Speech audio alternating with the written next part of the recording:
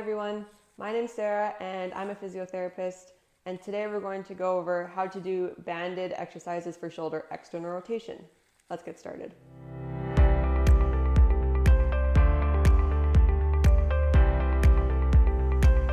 So let's go over some banded exercises for your shoulder. These are often a step above the isometric exercises that I went over in a previous video.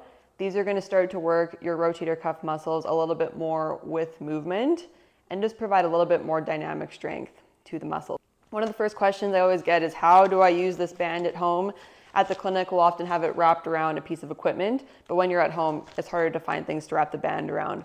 So this is a really good trick that you can use to start to use the band at home.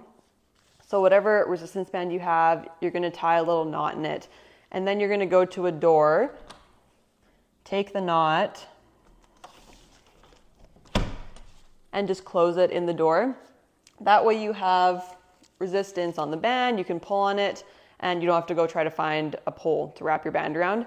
The other nice thing with this is that you can set it at different heights. So as we start to go overhead with the band exercises, you can use it that way as well. So the first banded exercise we're going to go over is for shoulder external rotation. This is going to work a muscle of your rotator cuff called infraspinatus and also teres minor. They go from the back of your shoulder blade onto your arm, and they're going to externally rotate your shoulder. So take your band, we're going to start neutral, and keep your elbow tucked in a little bit, shoulder blades nice and set, and all you're going to do is just rotate your arm out to the side and then come back nice and slow. Slow is key for this. If you go too fast, that's not improving shoulder control and it actually might make you more sore. If you find that it's too easy with the current band that you have, just step out a little bit and then you can go again and it will be a little bit harder.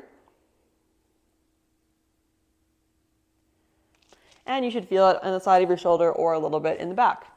So once it's become easy and tolerable for you to do shoulder external rotation in neutral, we're going to try a couple of different exercises that will help you move overhead. What that's going to do is increase your tolerance to overhead movement. Most frequently with shoulder injuries, overhead movement is going to be a lot more sore than down here. So we start down here, strengthen in this area, and then we move up as you increase tolerance to movement. So what you're going to do is take your band. It can stay at this level for the first exercise.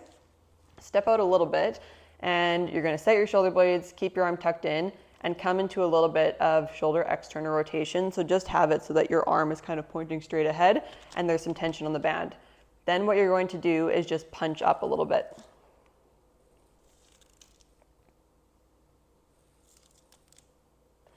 And so as you punch, you're working those external rotators in a little bit of flexion. And so it's a little bit harder than the first exercise that we did, but should still feel tolerable.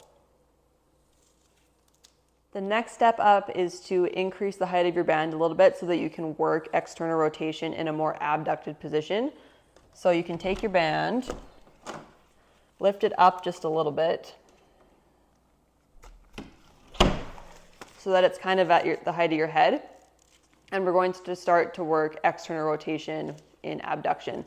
So you're going to turn around, bring your arm right parallel to the ground, and create some tension on the band. So you want to try to make sure that your arm is right in line with your body. So your arm's like this when you're doing this exercise. Avoid letting it drift forward. So pull back a little bit, and then all you're going to do is rotate your arm up to the sky. And then come back down. As you do this, keep your arm parallel to the ground and in line with your body. Depending on your range of motion, you might be able to go really far back. I don't have a lot of shoulder external rotation overhead. If you're a baseball pitcher or you've played a lot of overhead sports, sometimes your arm can go like way back. That's okay. We're just working to control your whole range. So as long as it's not painful, you can feel free to go all the way back, but just make sure you're controlling it. And again, that you're not going super fast. That will probably make you more sore. You want to make sure that you're controlling the whole movement. And the final step for shoulder external rotation, once you've gone through all of the exercises, is to add a little bit of a punch up at the end of the movement. So you're going to have the same setup as the previous exercise. Shoulder blades retracted, arm parallel to the ground, and you're gonna pull up. The last thing you'll do is punch up a little bit and then come back down, and then you can rotate. So as you punch up, try your best to keep your arm retracted back, and you're not gonna let it drift forward. Try to keep it back all the way. If you find that as you come up, you're drifting forward, we could work on a little bit of mobility of your shoulder blade, stretch your lats a little bit, but just work within your tolerance as you're able to. So pull back, rotate up, and you're gonna press, and then come back down. And that's it for banded exercises for external rotation of the shoulder. I hope this is helping with your recovery, and I'll see you next time.